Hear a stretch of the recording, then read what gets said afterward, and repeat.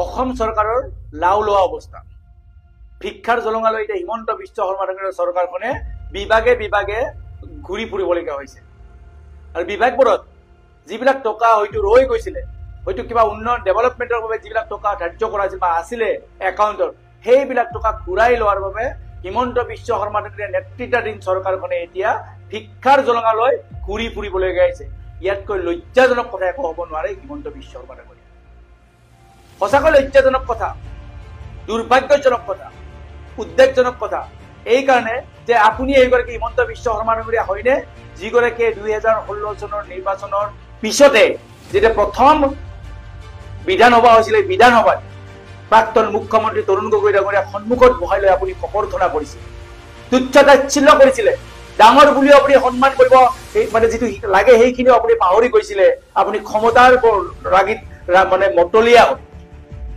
ক্ষমতাৰ ৰাগিত বলিয়ান হৈ এগৰাকী 15 বছৰত তিনিটা কাৰ্যকালৰ মুখ্যমন্ত্ৰী এগৰাকীক ককৰ্থনা কৰিবলৈ আপুনি কুণ্ঠাবোধ কৰা নাছিলে আপুনি কৈছিলে যে মাত্ৰ 10,000 কোটি টকা ৰিজাৰ্ভ বেংকত থোৱাত বাদে তৰুণ গগৈ ডাঙৰীয়া একো কৰা নাছিলে সেইখিনি টকা আপুনি চিঞৰি কৈছিলে আৰু আজি কি হ'ল হিমন্ত বিশ্ব শৰ্মা ডাঙৰীয়া কিয়নো আপুনিয়ে অসম চৰকাৰৰ ওপৰত আটাইতকৈ দীঘলীয়া সময় বিত্ত বিভাগৰ মন্ত্ৰীৰ দায়িত্বত আপুনি আছে আটাইতকৈ দীঘলীয়া সময় তাৰ পিছত আজি অসম চৰকাৰৰ বিত্ত বিভাগৰ এনেকুৱা লাও লোৱা অৱস্থা কিয় ভিক্ষাৰ জলঙালৈ ল'বলগীয়া হৈছে আপুনি ইয়াতকৈ লজ্জাজনক কথা হ'ব পাৰে নেকি হিমন্ত বিশ্ব শৰ্মা ডাঙৰীয়া আপোনাৰ সাংগু পাংগুসকলে মিটিঙে কৈ ফুৰিছিলে যে বানপানীৰ দৰে টকা অসমত আছে কেন্দ্ৰ চৰকাৰে বানপানীৰ দৰে টকা দি আছে আজি কিয় ভিক্ষাৰ জলঙা ল'বলগীয়া হ'ল আপোনালোকে কিয় থলুৱা ঠিকাদাৰসকলৰ পেটত লাঠ মাৰিবলগীয়া হ'ল কিয় ঠিকাদাৰসকলে পাবলগীয়া প্ৰাপ্য ধন এতিয়ালৈকে আপোনালোকে উভতাই দিব পৰা নাই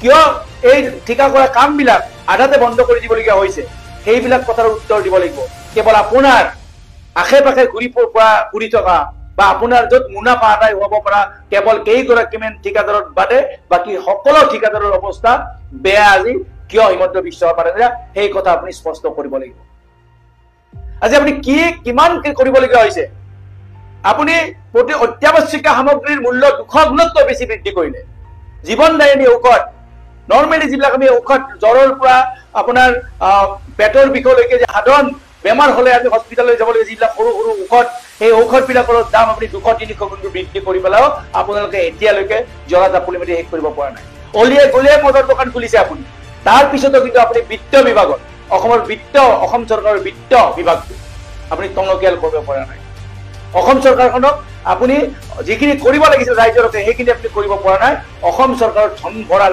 খালী হৈ যাই আছে কিয়ৰ কাৰণে কি দুৰ্নীতি হৈ আছে সেই কথা আপোনাক স্পষ্ট হ'ল আপোনাৰ দুখ নালাগে নেকি এবাৰ যে সাধাৰণ অস্ত্ৰোপচাৰৰ বাবে 600 টকা য'ত খৰচ হৈছিলে সেই 600 টকাৰ ঠাইত আপুনি 6,000 টকা 10 গুণ বৃদ্ধি কৰিছে 10 গুণ সাধাৰণ বেড চাৰ্জ বিচনাত য'ত 10 টকা আছিল 50 টকা কৰিছে আপুনি 5 গুণলৈকে বৃদ্ধি কৰিছে ৰেজিষ্ট্ৰেশ্যন 10 টকা আছিল এতিয়া 20 টকালৈ বৃদ্ধি কৰিলে আপুনি পেইং কেবিন 18 টকা আছিল চৰকাৰী পেইং কেবিন এতিয়া আপুনি তাত 3,000 টকা কৰিলে লেপাৰস্কোপিক সাৰ্জাৰী 3,000 বা 5,000 কৰিলে আপুনি এবাৰ ভাবি চাওকচোন চৰকাৰী হস্পিটালত যোৱা মানুহবিলাক বেছিভাগে দুখীয়া বা মধ্যবিত্ত এই যে মধ্যবিত্ত আৰু দুখীয়া বিলাকৰ মূৰৰ ওপৰত আপুনি যি ৰাম টাঙন সদালে 5 গুণ 10 গুণলৈকে যি বৃদ্ধি কৰিলে তেওঁলোকৰ ওপৰত কেনেকে সহিব এই জনতাই সেই একেই জনতা যি জনতা হয়তো আজি 10 টকাত সবজি কিলো খাব লাগিছিলে সেই জনতা এতিয়া 100 টকাত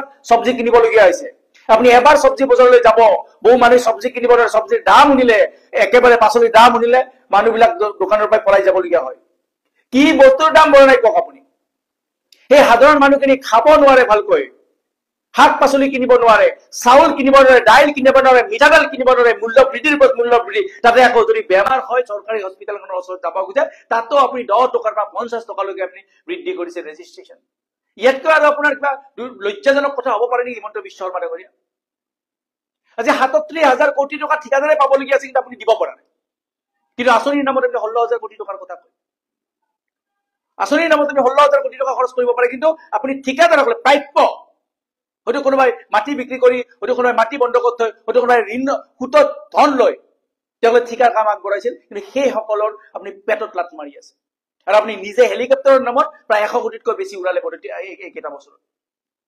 যোৱা বছৰটোত আপুনি মাত্ৰ এটা বছৰত 34 কোটি টকা খৰচ কৰিছে আপুনি। তাৰ আগৰ বছৰত আপুনি আকৌ 31। টোটেল আপুনি প্ৰায় 3টা বছৰ 4টা বছৰৰ ভিতৰত আপুনি প্ৰায় 100 কোটিতকৈ উৰ্ধত আপুনি হেলিকপ্টাৰ বা আপুনি চাৰ্টাৰ বিমানৰ খৰচ কৰিছে আৰু সাধাৰণ জনতাক আপুনি মৰিবলৈ এৰি দিছে। এয়াই নেকি আপোনাৰ ৰাজনীতি? এয়াই নেকি হিমন্ত বিশ্ব শৰ্মা আপোনাৰ ৰাজনীতি? যে হিমন্ত বিশ্ব শৰ্মাই নিজৰ বাবে, নিজৰ পৰিয়ালৰ বাবে, নিজৰ পত্নীৰ বাবে, পত্নীৰ সম্পত্তি বিস্তাৰৰ কাৰণে অকল ৰাজনীতি কৰি থাকিব, বাকী অসমৰ মানুহ মৰি যাওক, কোনো কথা নাই। চিলিণ্ডাৰৰ মূল্য 1000 টকা কৰি দিলে আপুনি, 400 টকা চিলিণ্ডাৰৰ মূল্য। কোনটো বস্তুৰ দাম বঢ়া নাই, কোনটো সামগ্ৰীৰ দাম বঢ়া নাই, তাৰ পিছতো আপুনি মানে ক্ষান্ত থাকিব খোজা নাই। এতিয়া ৰাজভঁৰাল আপোনাৰ শূন্য। দৰমহা দিব নোৱাৰে যদি আপুনি মাহত যদি ধাৰ ল'ব নোৱাৰে, যদি আপুনি যদি ঋণ নলয়, তেতিয়াহ'লে আপুনি এটা মাহত কৰ্মচাৰী দৰমহা দিব নোৱাৰে। কিমান বেয়া অৱস্থালৈ লৈ গ'ল হিমন্ত বিশ্ব শৰ্মা ডাঙৰীয়া চাওক। আপুনি এবাৰ বজাৰত আপোনাৰ এচি গাড়ীৰ পৰা নামি এবাৰ যিকোনো এখন বজাৰৰ দোকান 4-5খন দোকানীৰ লগত কথা পাতিব, আপুনি দেখিব তেওঁলোকে মূৰত হাত থৈ দোকানত বহি থাকিবলগীয়া হৈছে। কাৰো বেপাৰ নাই, কাৰো ইনকাম নাই, কিন্তু অসমত এগৰাকী মানুহৰে ইনকাম আছে, সেয়া হৈছে আপোনাৰ পত্নীৰ ইনকাম হৈছে। আপোনাৰ পত্নীয়ে টিভি চেনেলৰ পৰা টিভি চেনেল কিনিব পৰা হৈছে। আপোনাৰ পত্নীৰ টিভি চেনেলৰ ইমানে বেছি প্ৰফিট হয়, ইমানে বেছি লাভ হয়, আপুনি কৈছে কি পানীত পেলাই দিব পৰা অৱস্থা হৈ গৈছে, ইমান বেছি লাভ হয়। শ বিঘা মাটি কিনি আছে, এইখন জিলাৰ পৰা সেইখন জিলা, সেইখন জিলাৰ পৰা এইখন জিলা, শ বিঘা মাটি কিনিব পৰা হৈছে। চাহ বাগিচাৰ ওপৰত চাহ বাগিচা কিনি আছে, বাছৰ ওপৰত বাছ কিনি আছে, ইনোভাৰ ওপৰত ইনোভা কিনি আছে। সেইবিলাক কৰিবলৈ কিন্তু আপোনাৰ পত্নীৰ হাতত কিন্তু টকা, আপোনাৰ পত্নীৰ বিজনেছ কৰা ফৰ্মুলাটো কিন্তু বেলেগ। তেখেতৰ সম্পত্তি বিস্তাৰ হৈছে, তেখেতৰ বিজনেছৰ একো প্ৰব্লেম হোৱা নাই, কিন্তু বাকী ব্যক্তি যিবিলাক মানুহে বিজনেছ কৰিছে তেওঁলোকৰ কিয় ইমান সমস্যা হৈছে? ঠিকাদাৰসকলক আপুনি কিয় অনাৰে দিব পৰা নাই? কাম বিলাক আপুনি আধাতে বন্ধ কৰি দিছে। জল জীৱনৰ নামত আপোনাৰ যে আটাইতকৈ ঘনিষ্ঠ এগৰাকী মন্ত্ৰী জয়ন্ত মল্লবুৰা, তেওঁৰ আটাইতকৈ ডাঙৰ দুৰ্নীতিবিদ। স্কিল ডেভেলপমেণ্টে হওক বা আপোনাৰ জল জীৱন মিছনে হওক, দুৰ্নীতিৰ ওপৰত দুৰ্নীতি কৰি আছে। সোণালৰ লগত আপোনাৰ ব্যক্তিগত বেয়া, সেইকাৰণে সোণাল চৰকাৰৰ দিনত হোৱা দক্ষতা বিকাশ কেন্দ্ৰবিলাক আপুনি সেইবিলাক মানে কাৰ্যক্ষম নকৰাকৈ নতুনকৈ 140 কোটি টকীয়া আঁচনি লোৱা হৈছে, আৰু সেই তাৰো 50টা এতিয়া বন্ধ। এই টকাবিলাক ক'ৰ পৰা আহে হিমন্ত বিশ্ব শৰ্মা ডাঙৰীয়া? এই যে আজি ধন ভঁৰাল যে আজি শূন্য হৈছে, শূন্য হোৱাৰ কাৰণ আপোনাৰ সাংগু পাংগু, আপোনাৰ মন্ত্ৰীসকলৰ দুৰ্নীতি, আপোনাৰ পত্নীৰ দুৰ্নীতি, আপোনাৰ দুৰ্নীতি, আৰু এই দুৰ্নীতিৰ কাৰণে আজি ৰাজভঁৰাল এনেকুৱা শূন্য হবলৈ ধৰিছে। সেইকাৰণে হিমন্ত বিশ্ব শৰ্মা ডাঙৰীয়া কৈছো, সময় থাকোতে আপুনি অসমৰ ৰাইজৰ হৈ কাম কৰক।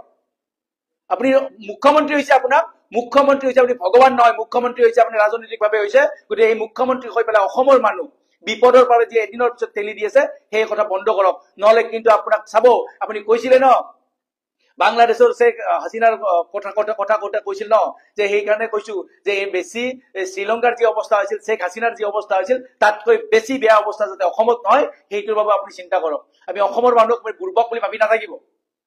আপুনি যদি বুৰ্বক বুলি ভাবি আছে, সদায় নাভাবিব, কাৰণ অসমীয়া মানুহে সহ্য কৰি আছে। যিদিনা আপোনাৰ এই সহ্যৰ সীমা পাৰ হৈ যাব, সেইদিনা কিন্তু হিমন্ত বিশ্ব শৰ্মা ডাঙৰীয়া আপুনি কিন্তু এই অসম এৰি পলাবলগীয়া অৱস্থা হ'ব লাগিব পাৰে। কাৰণ আপুনি ইমান অত্যাচাৰ কৰিছে, মানুহে ঘৰত কান্দিবলগীয়া হৈছে, চুইচাইড কৰি আছে মানুহে, বহু ঠিকাদাৰে চুইচাইড কৰিবলগীয়া হৈছে, বহু বিজনেছমেনে চুইচাইড কৰিবলগীয়া হৈছে, বহু ডেকা ল'ৰা যুৱতীয়ে চুইচাইড কৰিবলগীয়া হৈছে কৰ্মসংস্থাপনৰ অভিনয় আপোনাৰ দিনত। আৰু সেই হিমন্ত বিশ্ব শৰ্মা ডাঙৰীয়া আপুনি বিত্তমন্ত্ৰী হৈ নিজে, আপুনি লাজ নাপায় নেকি যে ধন ভঁৰাল শূন্য? ঋণ নললে আপুনি দৰমহা দিব নোৱাৰে। 1,56,00,000 বেছি, 1,56,00,000 কোটিতকৈ বেছি ধাৰৰ বজা অসমৰ মানুহৰ ওপৰত জাপি দিছে, তথাপিও আপুনি লজ্জাবোধ কৰা নাই। সঁচাকৈ লাজ লাগিব লাগিছিল হিমন্ত বিশ্ব শৰ্মা ডাঙৰীয়া। ইমান বছৰীয়া অভিজ্ঞতাৰে আপুনি কি কৰিলে? কেৱল দুৰ্নীতি কৰা অভিজ্ঞতাই নেকি আপোনাৰ? কেৱল চৰকাৰ ভাঙা আৰু দুৰ্নীতি কৰাই অভিজ্ঞতাৰে আপুনি পৰিপুষ্ট নেকি? সমাজৰ উন্নয়নৰ হকে কাম কৰা, ৰাইজৰ হকে কাম কৰা, মানুহৰ হকে কাম কৰাৰ কাৰণে আপুনি একো নিশিকালে নেকি? গতিকে সেইকাৰণে হিমন্ত বিশ্ব শৰ্মা ডাঙৰীয়া কৈছো, সময় কিন্তু কাৰো বাবে ৰৈ নাথাকে। এই সময় অসমৰ ৰাইজে এতিয়া বুজি পাইছে, আৰু অনতি পলমে আপোনাক ইয়াৰ সঠিক প্ৰত্যুত্তৰ দিব। 2026 লৈকে আপুনি ৰওক, তাৰ পিছত আপোনাৰ কি অৱস্থা হয় আপুনি নিজে গম পাব। ধন্যবাদ।